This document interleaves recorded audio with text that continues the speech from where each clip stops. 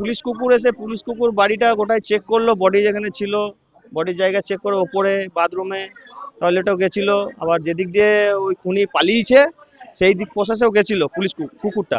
সেই কুকুর যাওয়ার পর দেওয়াল যে টপকে গিয়েছে, দেওয়াল টপকার পরে ওরা এধার থেকে আর যেতে পারলো না, ব্যাক সাইড থেকে গিয়ে পুলিশ কুকুর ওই জায়গাটাকে দেখলো, দেখে পরে খালি ওই জায়গাটাই ঘুরছে, কিন্তু যে পুলিশ খুনি হয়ে যে কোন জায়গাটা গিয়ে ওর স্টে জায়গা, কিন্তু সেই স্টে জায়গাটা পুলিশ দিতে পারলো না। ওরা বলছে এত দূর পর্যন্ত আমাদের লোকেশন দেখাচ্ছে, কিন্তু যদি এটা আরো 3 ঘন্টা আগে আসতো বা রাতের মধ্যে, যেহেতু সন্ধ্যা 7টার সময়কার কেস, 10টা 11টা 12টার মধ্যে আসুক, রাত 1টাতে হলেও সেই সময় শীতের ওয়েদার ছিল, শীতের ওয়েদারে এই ঘ্যান শক্তিটা ঠিক থাকতো। আর এই বেলাবেলিতে রোদের তাপে হাওয়াতে গরমে সেটা চলে যাচ্ছে, কুকুর আর কিছু বুঝতে পারলো না, ওরা আমাদেরকে কিছু জানায়নি, বললো আপনাদেরকে পরে জানাবো। বড়বাবুকে বলা হলো, বড়বাবু বলছে ঠিক আছে আমরা দেখছি।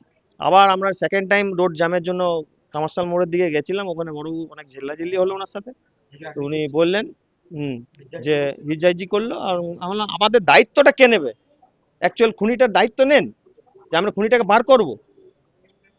তো উনি বললেন আমরা দেখছি, আমাকে তো আশ্বাস দিন, আমরা সময় মতো কালকে সবকিছু জানাবো আপনাদের। তা আমি বললাম আপনি যে ল্যাব আজকে কুকুর আনতে পেরেছেন, তো আপনার ল্যাবের লোক কেন এলো না? ফরেন্সিকের লোক, ফরেন্সিক লোক একসাথে আসা দরকার ছিল না? 24 ঘন্টা পরে ফরেন্সিক এসে কি করবে? না, পুলিশ কুকুর এসে কোনো সুরাহা খুঁজে পায়নি। পুলিশ কুকুর কোথায় কি করলো? যে বডি যে ক্রিমিনাল পালিয়েছে, কোন জায়গা অবধি গেছে, কত দূর গেছে, কোনো তো স্টেপই নিতে পারলো না, তাহলে পুলিশ কুকুর কিসে? ও তো একটা স্টেপ দেখাবে যে এই জায়গায় গেছে, এই জায়গায় স্টে হয়েছে।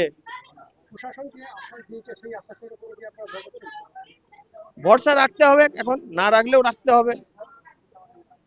ওনাকে সময় দেওয়া হয়েছে, যেহেতু প্রশাসনের কেস, ওদিকে প্রশাসনকে সময় দিতে হবে, প্রশাসনের উপরে চলছে।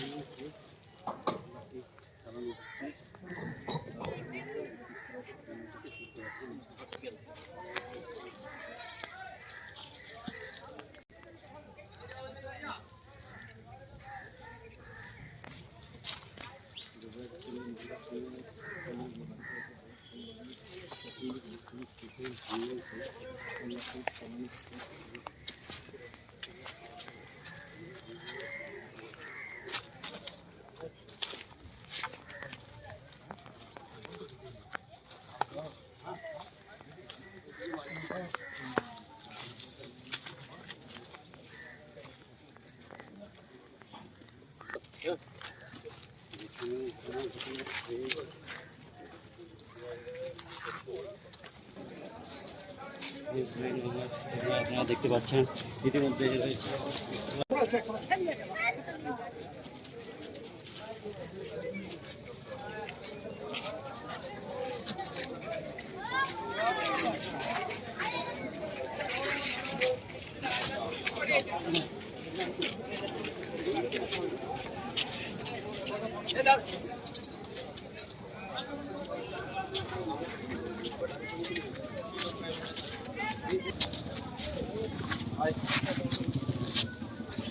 আমাদের সেটি বিচার চাও, ওটা বিচার আমাদের বিচার চাই।